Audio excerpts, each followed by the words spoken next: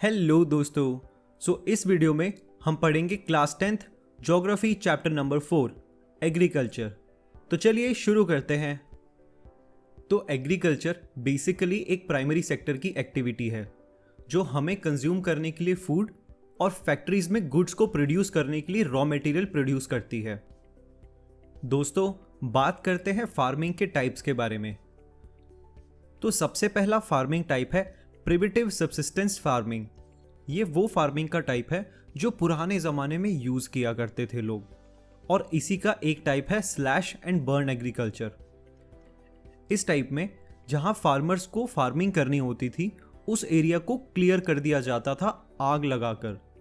तो जब आग ठंडी होती थी तो जो राख बचती थी वो उस लैंड को और भी ज़्यादा फर्टाइल कर देती थी, और उसके बाद उस फर्टाइल लैंड पर फार्मर्स फार्मिंग किया करते थे। और जैसे ही उस लैंड की फर्टिलिटी ख़त्म हो जाती थी वो अपनी फार्मिंग किसी और जगह पर शिफ्ट कर देते थे, और फिर से सेम प्रोसेस चलता था। जहाँ पर आग लगाई जाती थी, लैंड को क्लियर किया जाता था और उस पर फार्मिंग की जाती थी। इस फार्मिंग के कुछ कैरेक्टरिस्टिक्स के बारे में पढ़ते हैं। तो नंबर 1, इस टाइप की फार्मिंग में प्रोडक्शन बहुत ज़्यादा नहीं हुआ करती थी, सिर्फ इतनी होती थी कि फार्मर्स अपना गुजारा कर सकें। नंबर 2, ये फार्मिंग ज़्यादातर नेचुरल फैक्टर्स पे डिपेंड हुआ करती थी, जैसे कि लैंड की फर्टिलिटी और मानसून का आना। थर्ड, इस टाइप की फार्मिंग इंडिया में बहुत ही कम जगह देखने को मिलती है। नॉर्थ ईस्टर्न स्टेट्स में इसे झूमिंग भी कहते हैं, और अंडमान निकोबार आइलैंड्स के पास इसे दीपा कहा जाता है। सेकेंड टाइप ऑफ फार्मिंग है इंटेंसिव सब्सिस्टेंस फार्मिंग। ये उन जगहों पर की जाती है जहाँ पर पॉपुलेशन बहुत ज़्यादा है और लोगों की क्रॉप्स की डिमांड भी ज़्यादा है। इस टाइप की फार्मिंग के अंदर फर्टिलाइजर्स का काफ़ी यूज़ होता है। इरिगेशन मेथड्स इस टाइप की फार्मिंग में बहुत ज़्यादा अच्छे होते हैं, और साथ में हाई यील्ड सीड्स, यानी कि वो सीड्स जो आपको ज़्यादा से ज़्यादा क्रॉप प्रोड्यूस करके दें, उन सीड्स का यूज़ होता है। बेसिकली इंटेंसिव सब्सिस्टेंस फार्मिंग के अंदर ज़्यादा लोगों की पूर्ति के लिए फार्मिंग की जाती है। और फाइनली थर्ड टाइप की फार्मिंग है कमर्शियल फार्मिंग। ये एक ऐसे टाइप की फार्मिंग है जो बेसिकली प्रॉफिट बनाने के लिए की जाती है, और जो कि बहुत ही लार्ज स्केल पर होती है। इस टाइप की फार्मिंग में हाई यील्डिंग सीड्स, फर्टिलाइजर्स और पेस्टिसाइड्स का यूज़ होता है, सो दैट ज़्यादा से ज़्यादा क्रॉप प्रोडक्शन हो और ज़्यादा से ज़्यादा प्रॉफिट हो। प्लांटेशन एक कमर्शियल टाइप की फार्मिंग टेक्निक है जहाँ पर सिर्फ एक ही टाइप की क्रॉप उगाई जाती है। फॉर एग्जाम्पल, आसाम के अंदर टी उगाई जाती है और कर्नाटका में कॉफ़ी। दोस्तों, दुनिया में जितनी भी क्रॉप उगाई जाती है उन सब के लिए कुछ पर्टिकुलर सीजन्स होते हैं, यानी कि हर क्रॉप के लिए सीजन वाइज अलग अलग रिक्वायरमेंट्स होती हैं। तो चलिए इन सीजन्स के बारे में पढ़ते हैं। तो इंडिया में बेसिकली 3 टाइप के सीज़न होते हैं, जो है राबी, खरीफ और जायद। तो बात करते हैं सबसे पहले राबी सीज़न के बारे में। राबी सीज़न में वो फसलें लगाई जाती हैं जिनको थोड़ी विंटर चाहिए होती है उगने के लिए। इसीलिए राबी के जो सीड्स होते हैं उनको अक्टूबर से लेके दिसंबर तक बोया जाता है, और उसके बाद उनकी हार्वेस्टिंग यानी कि कटाई होती है अप्रैल से लेके जून तक।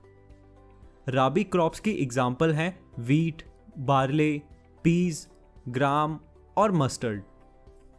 बात करते हैं खारिफ सीजन के बारे में। तो खारिफ सीजन में वो फसलें उगाई जाती हैं जिनको पानी बहुत ज़्यादा चाहिए होता है, और इसीलिए खारिफ सीजन की जो सीड्स होते हैं वो मानसून की स्टार्टिंग में यानी कि अप्रैल और मई के बीच में बो दिए जाते हैं। उनकी हार्वेस्टिंग सितंबर से लेके अक्टूबर के बीच में कर दी जाती है। खारिफ में बेसिकली पैडी, मेज़, जवार, बाजरा, मूंग, उड़द, कॉटन, जूट और सोयाबीन उगाए जाते हैं। बात करते हैं ज़ैद सीज़न के बारे में। तो राबी और खरीफ के बीच में जो मार्च से लेके जुलाई के बीच में थोड़ा सा टाइम बचता है, उस टाइम पर ज़ैद की फसलें लगाई जाती हैं, जिसमें basically watermelon, musk melon, cucumber और वेजिटेबल्स उगाई जाती हैं। बात करते हैं उन क्रॉप्स के बारे में जो बेसिकली इंडिया में बड़े स्केल पर उगाई जाती हैं। तो इंडिया में बहुत ही हाई वैरायटी में food and non food crops को उगाया जाता है। ये इंडिया के अलग अलग पार्ट्स में उगाई जाती हैं, जो कि डिपेंड करता है सॉइल पे, क्लाइमेट पे और कल्टीवेशन प्रैक्टिसेस पे। तो चलिए इन क्रॉप्स के बारे में समझते हैं। सबसे पहले बात करते हैं राइस की। राइस एक खरीफ का ऐसा क्रॉप है जो इंडिया में बहुत ही ज़्यादा अमाउंट में कंज्यूम होता है। राइस को उगाने के लिए बहुत हाई टेम्परेचर और हाई ह्यूमिडिटी वाले एरिया चाहिए, यानी कि वो एरिया जहाँ बहुत ज़्यादा गर्मी पड़ती हो और बहुत ज़्यादा रेनफॉल हो, यानी कि 100 सेंटीमीटर से भी ज़्यादा। इंडिया राइस का second number of largest producer है वर्ल्ड में। इंडिया में rice north eastern, coastal areas और रिवर्स के डेल्टिक रीजन में पाया जाता है। बात करते हैं वीट की। तो वीट भी एक बहुत ही बड़ी क्रॉप है नॉर्थ इंडिया की। वीट एक टाइप की राबी क्रॉप है। वीट को ग्रो करने के लिए ठंडा सीजन चाहिए और उसको पकने के लिए ब्राइट सनशाइन का सीजन चाहिए। वीट के लिए बारिश नॉर्मल होनी चाहिए, यानी कि 50 to 75 सेंटीमीटर एन्युअली, लेकिन वो बारिश पूरे सीजन में इवनली डिस्ट्रीब्यूटेड होनी चाहिए, यानी कि पूरे सीजन में प्रॉपर बारिश होनी चाहिए। ऐसा नहीं कि 3 दिन बारिश आई और 10 दिन फिर बारिश ही नहीं आई। वीट बेसिकली गंगा और सतलुज के प्लेन जो कि नॉर्थ वेस्ट एरिया में वहाँ पाई जाती है और ब्लैक सॉइल रीजन जो कि डेक्कन में है वहाँ पाई जाती है। वीट इंडिया की सेकंड मोस्ट इंपॉर्टेंट सीरियल है और मेन फूड क्रॉप है नॉर्थ वेस्ट और नॉर्दर्न पार्ट ऑफ इंडिया का। तो दोस्तों इस पार्ट में केवल इतना ही। मिलते हैं अगले पार्ट में। बाय।